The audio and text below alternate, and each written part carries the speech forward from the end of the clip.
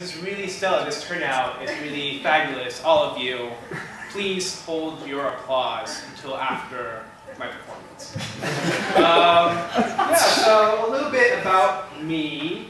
I'm majoring in disappointing my parents. Saying disciplinary major, and I'm minoring in resentment.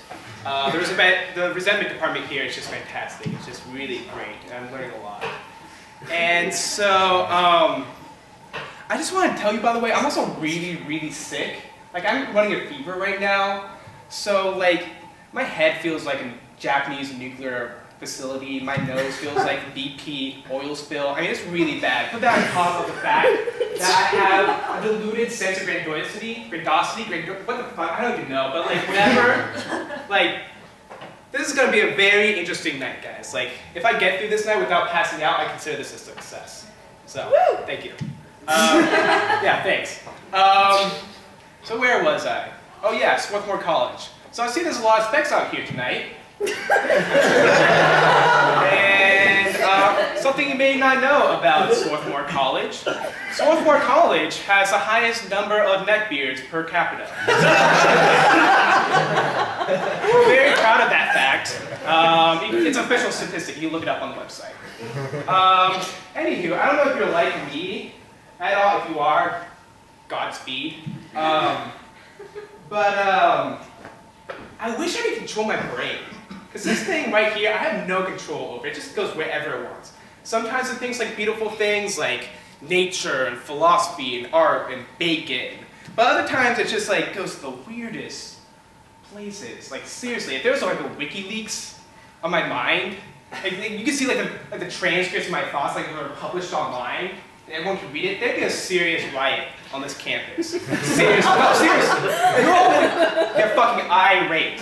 I mean, there'd be a campus-wide vigilante group that would form. Everyone would get like, the torches and pitchforks. One guy would have a crossbow. I know that because we go to Swarthmore, and I know there's one guy that has a crossbow on campus. You all four in the middle of campus, you'd find me in my door, and bust through the door, and you'd find me just hurtle in a little corner like a little troll, like...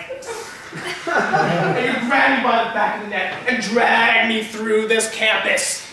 And then you'd just standing right in front of Parrish, and then every single person would gets to take turns just kicking me right in the balls. Just like one after the other, every single person gets a turn.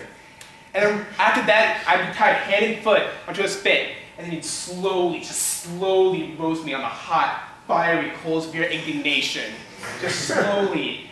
And eventually, you guys are all just like going apeshit. You guys are just like dancing and chanting, ululating. That's right, ululating. And it's just like getting louder and louder. Eventually, I'll die under my last breath. And there'd be like a huge wave of euphoria that would just go across this campus. And the only way that you guys can express this happiness is just to have a massive orgy right on the spot. And it's just like everything, just everyone going all at once. It'd be just this great, beautiful moment of humanity. It'd be kind of like genderfuck, but died down. So, yeah. So I know what some of you are probably thinking right now. You're probably thinking, oh, Eric, you shouldn't think that. I don't judge people. I go to Swarthmore. I go to small liberal arts school. I would never vote Republican. Because that's what you guys sound like to me in my mind, all of you. And so, my response is, you don't know what the fuck you're talking about. And let me give you a peek into my mind for just like a little second, like a little snapshot of Erik Lee's mind. And so, right, so I have voices in my head that I can't control. It's kind of hard to explain. It's kind of like you're at a place you have to be at, and there's just like one person who just keeps on talking and talking, and you just really want them to just shut up. Like it's just like blunt forks are being driven into your ear holes, and you just want them to have an aneurysm right on the spot so they can die, so you don't have to listen to them anymore. Like it's just like, I don't know, like jury duty, or classroom discussion, or any Thanksgiving dinner I've ever been to, or a comedy show. And so yeah, that's kind of like what the interior of my voice is, just like these voices, I want them to just shut up. And so this can make discussions very difficult for me sometimes. Like, I can have a conversation with a woman, and pose like the most mundane question in the world, like, oh, how was your weekend? And a part of me, this is like one very sincere, very interested, very invested voice inside me, just really wants to answer that question, and just really wants to have that conversation. And then there's this like other bestial, animalistic voice that just like won't shut up, and it's just like, boobs, boobs, boobs, boobs, boobs. And this other voice is just like right there, just like, dude, seriously? Like, you doing this right now? Like, right now? You're doing this seriously? Like, please, can you just stop it? And of course, this other voice is getting louder and louder and louder and less comprehensible. Just like, boop, boop, boop, boop, boop, boop. And like, this other voice is getting angrier and angrier, just like, what the hell are you doing? It's like, please just shut up, just having a conversation. And it just gets louder and louder. This voices just keep on getting more and more antagonistic. It just like gets so much heat and frustration. And this like woman, this other party is just like right there. And she has no idea what's going on inside my head. And so she's just like, just staring at me. There's just like an agonizing long silence. Just silence, silence, silence, silence, silence, silence, silence.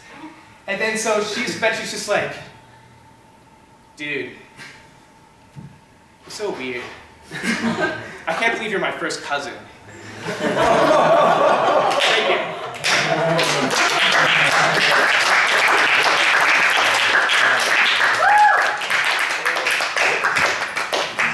Fun thoughts from Erik.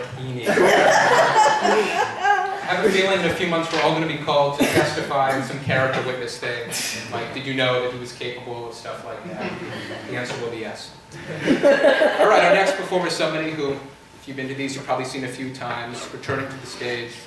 Very funny guy. Give a warm welcome to Kyle Earth, ladies and gentlemen.